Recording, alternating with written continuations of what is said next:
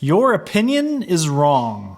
Way back in 2018, I made a video that was simply titled, "Don't Buy This," and then it was the TP-Link Kasa camera. That video has consistently always been my #1 most viewed video on this channel. So long story short, I bought a TP-Link Kasa cam that I wanted to review, and I had some issues with it. It wouldn't really connect to my network very well, and then the audio had some really bad distortion issues. I'll link the video up here if you want to take a look at the video and see the actual problems that I had with it, but that's not the point of this video. That video has by far and away been the best performing video on this channel for one reason and one reason only, and that is that it's a negative review. This video has been viewed by people who already own the product. I don't know if maybe they had done their own research on YouTube prior to, so my video gets recommended to them, but they see a product that they already purchased, they already like, and they see me coming along saying, "Don't buy it," and they click to watch. And the reason why they click to watch is because they want to fight me. And now's the part of the video where I get to tell you why your opinion is wrong. This is specifically for the haters, the folks that go on YouTube videos, jump in the comment section, and just want to start something. What you need to understand is that your experience with a product does not negate someone else's experience with that same product. Just because you had a good experience with it doesn't mean that I must be doing something wrong to have a bad experience with it. Let me put it to you this way. Have you ever had a bad experience at like a restaurant or at another business? You went in and for whatever reason, bad customer service, bad food, you had a bad time. Now, since you had a bad experience at that restaurant, does that mean that every single person that ate at that restaurant also had a bad experience?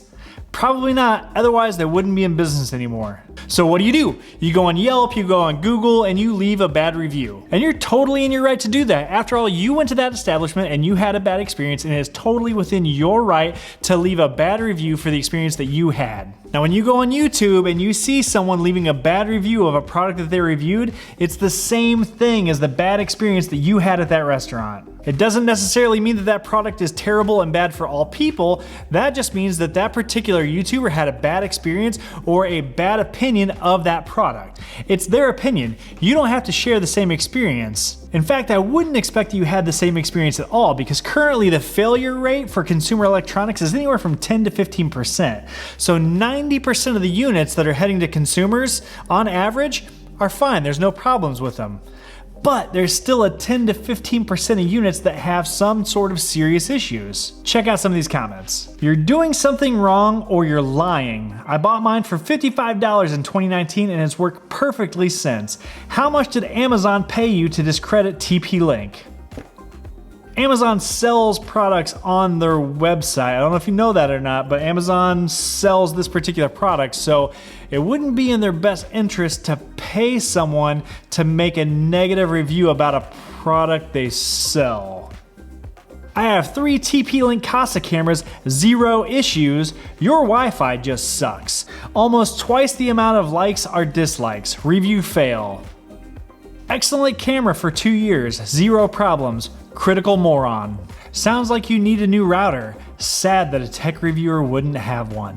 My response to these comments is almost all the same. I'm genuinely glad that you have a product that works for you. The reason why I made the video in the first place is I don't want people to spend money on something that's not going to work. So the fact that you bought one and it's in the 85 to 90% of these that don't have issues, that's awesome. I'm happy for you.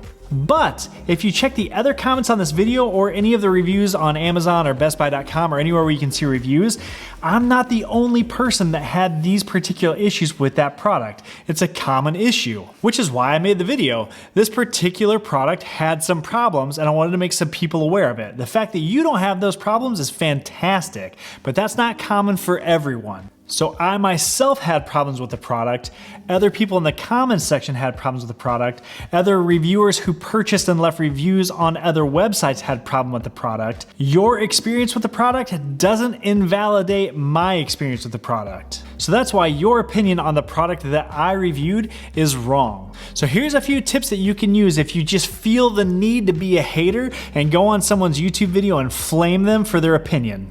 Number 1, check the date on the video. I reviewed this product 3 years ago. At the time of making the video, it was $129. If you go on Amazon right now, it's like $40. So when I reviewed the product, I held it at a much higher standard because it was a much more expensive product. Not only that, but in the past 3 years, there's a lot of other smart cameras that have come on the market. New releases, new updates, firmware updates. It's a completely different landscape for this type of product than when it was when I did that video. Number 2. Watch the video. If you actually watch the video that I made all the way through, you'll see the steps that I took to ensure that I was testing that product fairly. I provided examples of the issues that I had with the product. If you watch the video versus just actually reading the title and jumping in the comments section, you might see that, hey, my unit actually had issues. And speaking of going back and actually watching the video, I did review the video, and you know what? It still sucks. Even at $49, that's a terrible camera. If you watch the video, it is objectively awful. The audio quality is terrible. And I went through like every troubleshooting step that I possibly could to get it to connect to my Wi-Fi, and it just wouldn't do it. Now I understand I could probably have jumped through some additional hoops to try to make the product work, but that's not the point of a consumer electronic product. You're supposed to plug it in and make it work. I couldn't get it to work without jumping through all those hoops, so it's a bad product. And the last tip I have for you haters is keep on hating. You may not realize it, but when you leave a bad comment, YouTube just sees it as a comment. They see you interacting with that video. So every time you leave a thumbs down or a negative comment on another YouTuber's video, you're actually helping that video out. And we all know that at the end of the day, haters are just gonna hate. So if you're gonna leave a negative comment, that's fine. All it does is help our video out. So that's all I got, guys. If you wanna hate on this video, head down to the comments below and let me know how much you disliked it. Thanks for watching.